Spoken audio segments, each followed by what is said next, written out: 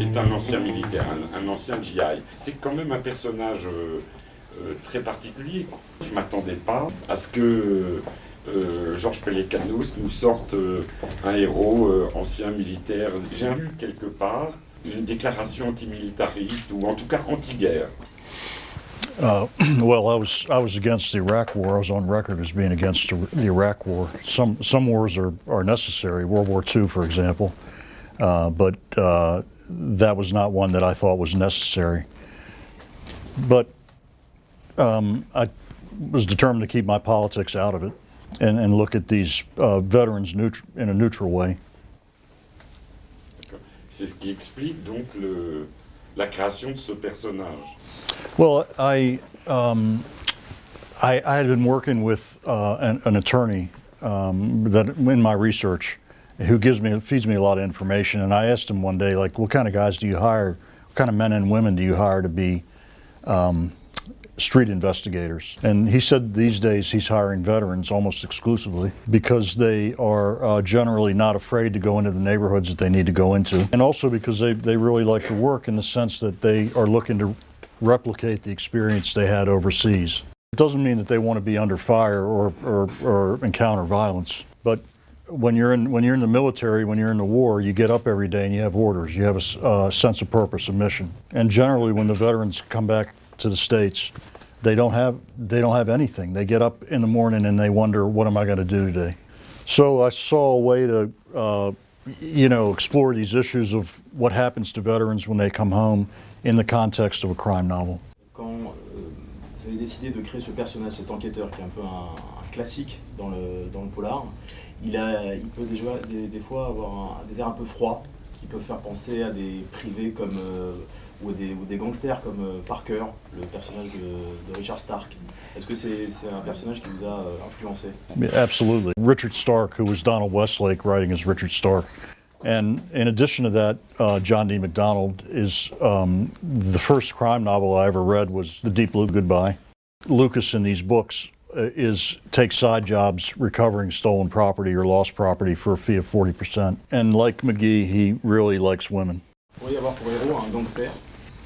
Well, yeah, I mean, I think, sure I could. I mean, I believe in redemption, so there's a book I wrote, Drama City, about a guy who comes out of prison, and everybody in that book is in some way in the game. Le double portrait, bon, il y a souvent des scènes de sexe assez torrides. Et dans The Cut, le précédent roman donc, qui avait pour héros Spyro Lucas, il était assez goujat avec les femmes. Et là, pour le coup, on a l'impression que vous avez voulu faire payer le mec de sa pièce, parce qu'il tombe amoureux d'une MILF, on va appeler ça comme ça, une femme mariée qui n'est pas amoureuse de lui. MILF. C'était une manière de venger un peu le... Well, no, I mean, it ends up badly for him. He's rather thoughtless with women, and so he meets this woman. He sees a woman in a bar, and she's super hot. He says in his internal monologue, he says she looked like a 60s movie star imported from Sweden or Italy. And, you can just imagine what she looked like. So he makes a date with her in a bar, and he knows right away, because a man would know, that she's married. But he's not to be denied, and he takes her upstairs anyway. The sex is supercharged, it's combustible. So, but the problem, what happens is he falls in love with her. And his brother says to him, don't fall in love with somebody you can't have, and he does exactly that. And the sex in this novel is probably the most graphic I've ever written. But I wanted to show why somebody would go crazy over a woman. And also, when I watch movies or read books and how the camera goes from the bed when they start to make love and it goes over to the curtains, and the curtains are billowing in the breeze, and I don't want to see the curtains. So. Il y a des personnages de méchants, et très souvent, qui accompagnent les personnages de méchants, on a un jeune ou un faible ou quelqu'un qui est comme ça, qui traîne. Là, à l'intérieur de ce livre-là, c'est Smalls. Pourquoi il y a souvent ce genre de double gentil?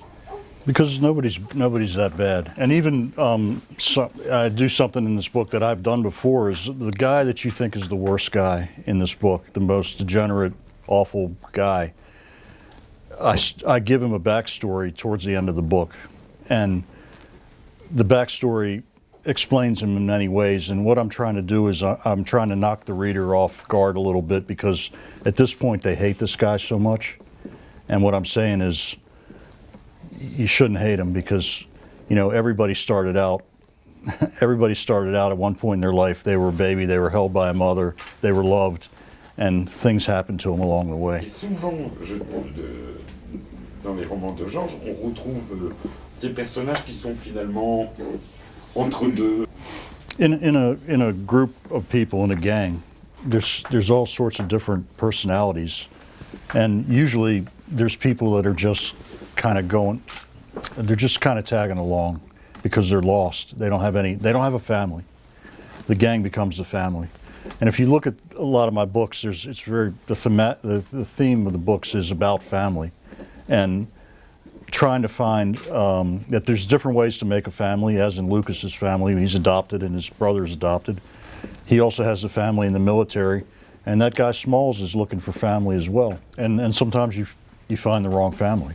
Le vrai méchant qui s'appelle Billy King, on sent qu'il perturbe un peu Spero Lucas parce qu'il y a une confrontation forcément entre les deux, et il lui dit bah, t'es comme moi, t'aimes la violence. Il a un problème, on a l'impression qu'il a un problème avec la violence, et limite on se demande si Spero Lucas n'a pas trouvé en Billy King son double, son mauvais double. Well, possibly. I mean, obviously, Lucas, the double portrait, the painting in the book, is symbolic about the duality of one man. He figures out that this guy Billy King is his doppelganger. It's the dark side of him, and he has to destroy the guy. I mean, if you haven't figured it out, the cover of the book has got the guy's reflection in the water. That is, if you can see past the big thing that says The Wire. Chez Spero Lucas, il est toujours en train de se justifier quand il tue. One thing that a few people have, I'm surprised more people haven't taken note of this, but the bad guys in this book, the antagonists are bad people. They're degenerates, but they haven't killed anybody. The only guy in this book who kills anybody is Spero Lucas. He's a criminal. Bien sûr, mais tout le temps est posée la question de la violence légitime ou pas. But all war, I mean, PTSD, for example, there has been around since the beginning of time, in all war. They just didn't have a name for it. And they said, you know, they called it shell shock, or, you know, he was affected by the war or whatever. In the 70s, it was, you watch TV and it was the crazy Vietnam veteran. But it's all PTSD, and what they're finding is that even the people who operate the drones, which they're not on the battlefield, they're killing from afar, are coming back with PTSD, which tells you that it's the taking of a human life that causes this disorder. Ce qui est assez étonnant, c'est le travail de découpage. C'est un découpage très cinématographique. Mm-hmm. Comme si on avait des plans séquences différents. En plus de ça, on a de vrais travelling. Et puis en plus de ça, on a une bande son. Il y a une influence, au-delà même de ce que disait Hemingway, hein, écrire pour donner à voir. On a là une influence du cinéma qui est incroyable. I'm probably one of the few writers that will admit to being influenced by the movies, you know. So I'm actually, when I'm writing, I'm editing like I'm editing a movie. And when I come to certain parts in the book, like the action scenes, I'm actually listening to, I listen to Ennio Morricone, spaghetti western music, Lalo Schifrin. All these sort of premier composers who did the, you know, westerns and, you know, Bullet with Steve McQueen, Lalo Schifrin. It helps me pace the scene. Qu'est-ce que vous écoutez quand vous écrivez pas de scènes d'action? Well, nothing. No vocals, because the vocals just collide with the words. Qui vous verriez pour adapter au grand écran Spero Lucas, et quel serait l'interprète? He can't. I've written a television pilot based on the character, so that's going forward, I think. and we're talking about people. I'll tell you what I don't want is I don't want somebody who's really handsome. He can't be a guy who, when he's walking down the street, women are going like this. Once they get used to him, they're ready. You want the boy next door. Almost a guy who's not too physically imposing, because you don't want him also to be the person who can intimidate people when he's in a situation. They'll be surprised by what he does. Yesterday we went to the GIGN. We had a demonstration, and all these guys were they were medium-sized guys, very fit but not overly muscular, but badass. And that's the kind of guy that would play Lucas. Est-ce que vous prenez du temps pour écrire l'intrigue et puis de l'autre côté, écrire des scènes de détail, que ce soit des lieux, des marques des voitures? Well, I front load all my research before I write. And I do usually about a couple months of work of that, and it's out on the street, interviews with, I go into prisons, I talk to police, I talk to attorneys, I visit trials, murder trials. And so I have all this ammunition that I need because I don't outline my books. Those are the tools that allow me to write it. I love maps and grids, and I'm out on my bike every day with I have a camera, in my phone, and a notebook that I write. I make little maps in the book. In the cut, there's a scene where Lucas breaks into this guy's house and steals back something that was stolen. And I found a house that I wanted it to be that house. So I went down there on my bike and I went into the alley and I checked everything out to make sure that you could break into the house in the middle of the day. Vous parlez quand même beaucoup de l'état pitoyable, de l'état du carcéral, de la prison. Well, in America, we lock up more people percentage-wise than any country in the world. The big thing we tried to get across in The Wire was that, well, in the old days, it was when I was young, it was violent criminals in prison, mostly violent criminals. Now the majority of people in prison are in for nonviolent drug offenses. So what we were talking about in The Wire was the failure of the drug war and how it's destroyed people, neighborhoods, and cities, basically. So anyway, I started going into juvenile prisons in Washington about 10 years ago and start with writing programs. I would take the boys' books and then try to teach the books, and it didn't always work so well, as you can imagine, but it was still worth doing because all you're trying to do is reach one kid, and maybe turn a kid on to reading, and they go into the cell at night maybe and they open the book, even though they acted like they didn't care when you went there. At the same time, I got to admit that it's not just me trying to do something good. I'm working, I'm always getting something out of that experience. It's interesting, I just interviewed a guy who did an armed robbery. He knocked off an armored car in D.C. I had to go into the D.C. jail, and I got an incredible amount of material from this guy in 3 hours. Zach Galifianakis a fait un sketch récemment avec Barack Obama, dans lequel il lui demandait qu'est-ce que ça fait d'être le dernier président noir américain.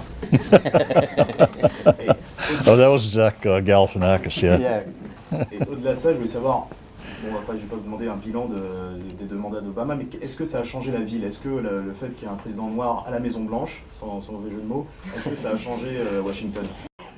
Well, yeah, I mean, it was an incredible moment for the country and for Washington, and he might in fact be the last black president. I don't know, but we're about to get a woman president.